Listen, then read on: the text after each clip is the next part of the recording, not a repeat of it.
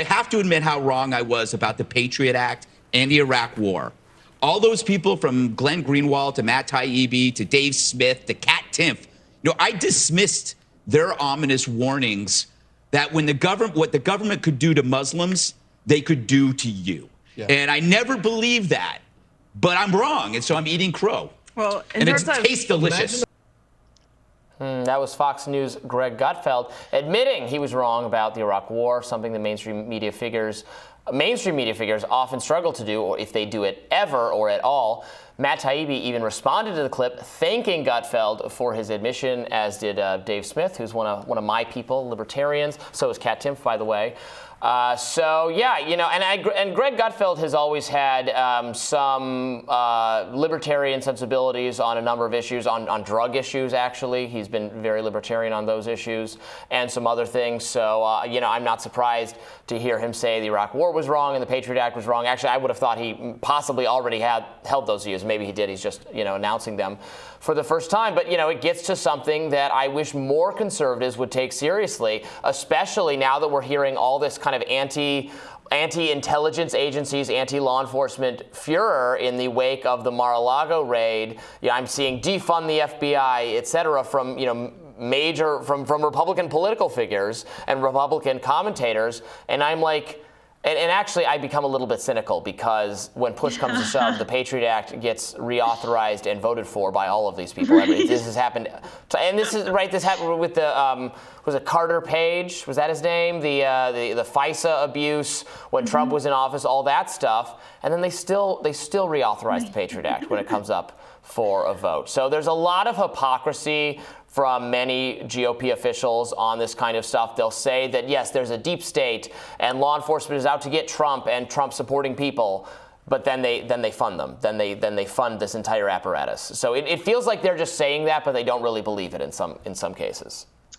I think Greg believes it, though. Greg believes it, yes. Absolutely. That was such a beautiful clip because, especially, I love what he said at the end. I'm eating crow and it tastes fabulous. It tastes great, whatever he said. That is exactly right. Journalists have lost the sweet taste of being able to admit that you were wrong. I mean, that willingness to admit that you were wrong about something is the thing that gives me personally the courage to, take big swings at things, to develop opinions about things, because I know that if I find counter evidence, if I find that something I said was wrong, I can admit it. That is the thing that makes us worthy of the trust of the American people. And unfortunately, like you said, Robbie, so few people in the media are willing to do this. And I so respect that Greg went out there and said that. And very interestingly, Tucker Carlson had a special called Patriot Purge about January 6th.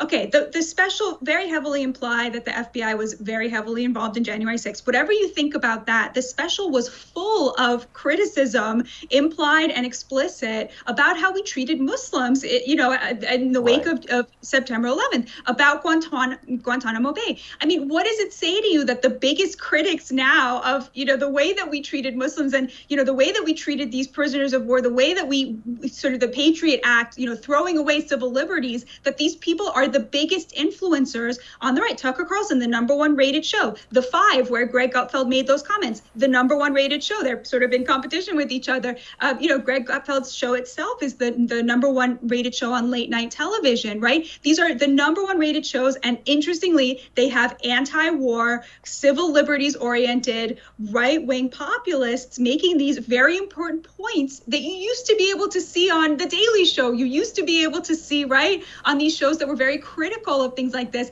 And, as I said in my radar, where is the anti-war left? They're busy, saying, calling Trump a Putin stooge. That's what they think their job is now. And the point that Gutfeld observed should not be glossed over, that they can do this, they've done this to Muslims. They have really done this to Muslims. There's so many cases of FBI entrapment of Muslim individuals who were not actually, maybe they were saying edgy things online or on social media, but were not inclined toward actually organizing terrorism, had no way to do so, were not in communication with actual terrorist networks, had no resources to, maybe they were saying very anti-U.S. things, but they were no threat whatsoever. And then what happens is someone approaches them online, a law enforcement official pretends to be someone who then actually eggs them on, or says, here's how you would buy the weapons, puts them in. There was no crime being committed until the FBI gets involved, instructs them in how to commit it, and then they arrest that person. That is exactly what happened with the Gretchen Whitmer so-called kidnapping, the governor of Michigan. It has emerged since then that so many of the witnesses, so many of the people who were organizing that initiative were being instructed, paid by the FBI to organize this initiative. It never would have gone forward. They didn't actually end up even kidnapping her, but the surveilling of her house that they did was done on the recommendation of someone being paid by the FBI to tell them to do that.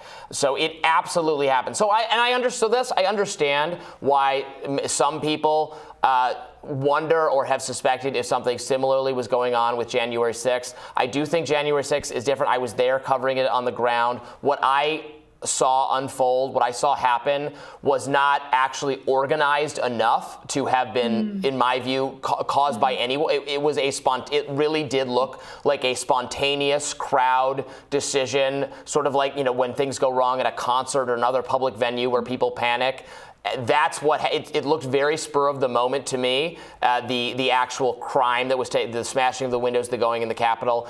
And also some of the people I saw do that are actual right-wing figures, not people I think were being hoodwinked by law enforcement. So I understand why people make that claim based on. That's why I reject that claim though for January 6th, because what I saw happen does not comport with that framing. But it did emerge in the Gretchen Whitmer kidnapping situation. So many FBI agents involved. So yeah, and you've been covering that since my first time on Rise, and Yep. you did your radar on that. So everyone should check that out. And I think it was last week or the week before, you guys had on Darvio Morrow to talk about how all of the lessons that the right is now learning about the FBI, the Black community has known for a really long time. But speaking of bad takes on the Iraq War, friend of the show David Sirota found this gem on Masterclass. President George W. Bush teaches authentic leadership. Sirota commented saying, "I finally found it, a thing that singularly encapsulated how stupid we've made our culture."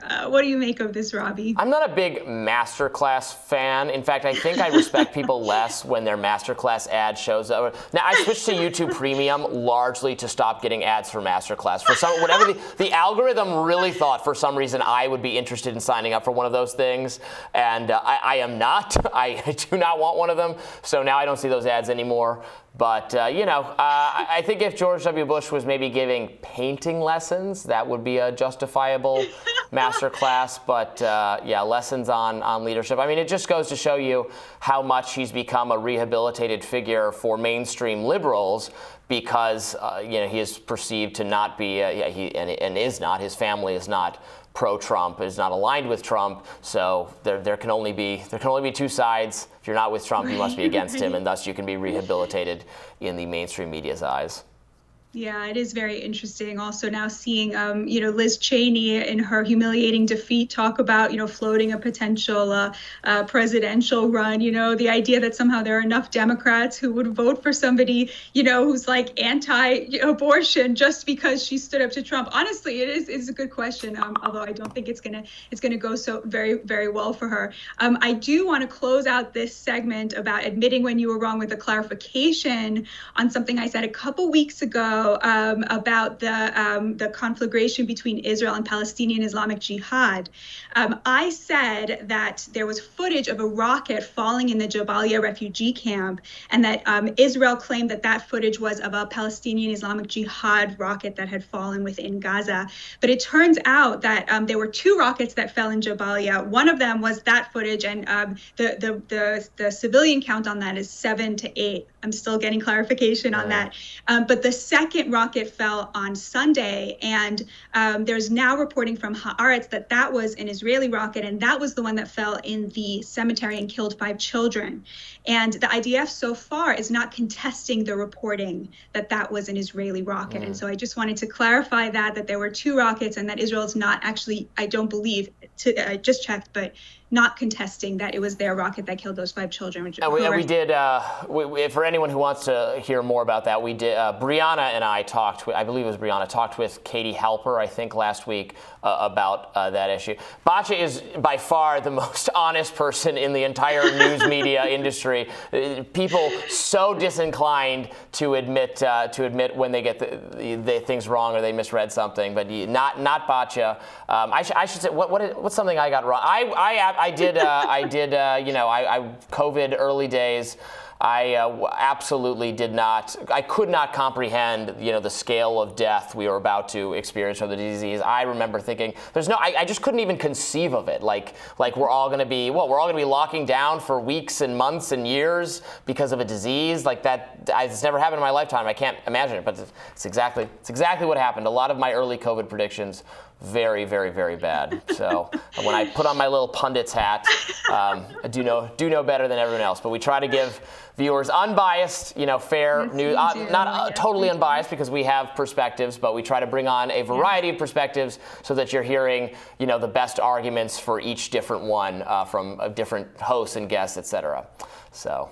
Tomorrow on Rising, Brianna Joy Gray will be back with you all, and I will see you next week.